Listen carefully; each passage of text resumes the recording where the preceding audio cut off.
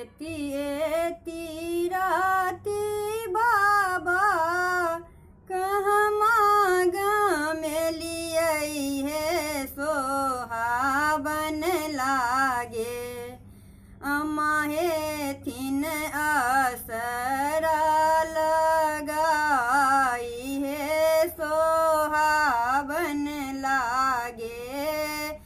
अम्मा हेथिन असरा लगाई है सोहाबन लागे अम्मा के असरा पूरा दिया बाबा है सोहाबन लागे बेटा के करब ध्यान है सोहाबन लागे बेटा के करब ध्यान है सोहाबन लागे गम के पथिम एक ठूठी पकड़िया है सोहाबन लागे ताही तर तोरो ध्यान है सोहाबन लागे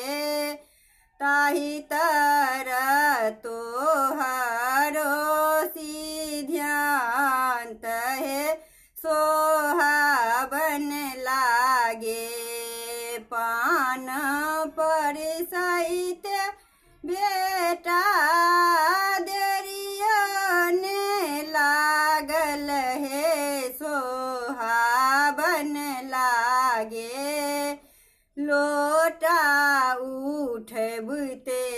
एती बेर है सोहाबन लागे लोटा उठबते एती बेर है सोहाबन लागे समधि मिलैते बेटा देरियने लागल है सोहाबन लागे पजियार